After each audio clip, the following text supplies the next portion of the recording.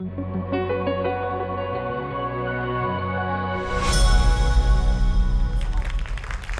morning, everybody. Good morning. Thank you, Betty and Joyce and the committee for inviting me to speak today, be your keynote at the 10th Annual Vine and Vessels Conference. Yeah. I believe that God has used all my experiences along the way to mold and shape me and help me to fulfill His purpose for me. So that's what I'm here to talk about today, pen to purpose. And I couldn't have picked a better topic for myself. I love speaking to writers about following their purpose in their writing.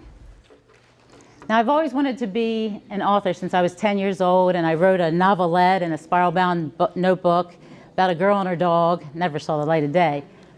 But that dream hit me then. But it was buried as life took over.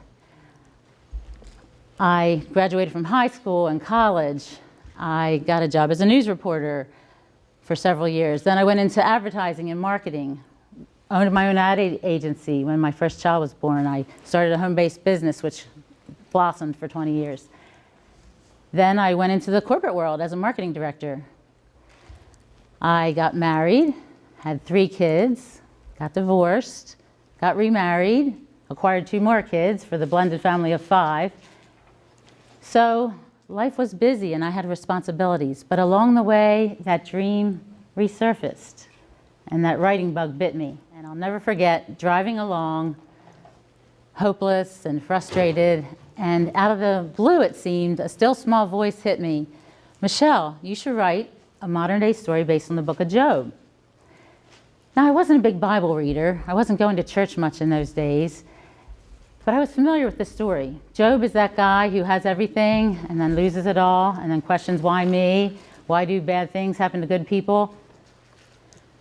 And I thought, really? How is that going to make me rich and famous? Because at the time, that was my goal. And I resisted it, but it wouldn't let go. So I started writing. And it took me about 8 years to write it. And I look back now and see that God was tapping me on the shoulder, that He was trying to bring me through some Job-like stuff that I was going through. I was losing my marriage through a bitter divorce. I was losing my business through a recession. I was losing my kids who were teenagers. And I was losing my health through the disease of alcoholism. And fortunately, like Job, God brought me through the other side. And today, I'm happy to report that I'm remarried to a wonderful man. We have a great relationship with all 5 of our kids and 2 grandkids. I'm living the dream of being an author, speaker, and book coach. And I'm going on 15 years in recovery. Hallelujah. So that first book became The Faithful One. And I started to do some speaking at groups like this, book groups, church groups, women's groups, and I started to realize that my books didn't just help me, they were helping other people. After I did a talk on The Faithful One, somebody came up to me and said, after reading your book, I decided to go back to church. And I was like, wow. And then I was discussing The Peacemaker, doing an author Q&A, and this young woman came up and took my hand and said, after reading your book, I realized I'm married to the same guy you used to be married to. Can we talk? And I said, sure.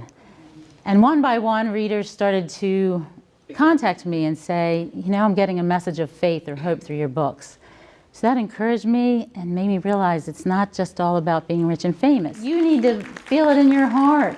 You can't publish this and hope that it'll sell and get out into the world and get God's message across if you don't believe it and you don't feel it deep down inside and you don't stand behind it. Stand behind yourself. And there are going to be times when you feel like the only person that believes in you is you, and that's okay because you got a higher power up there that also believes in you. He wouldn't have put it on your heart if He didn't want it to happen, right? Get your books out there. Keep writing. Keep your faith. Be warriors of the Word.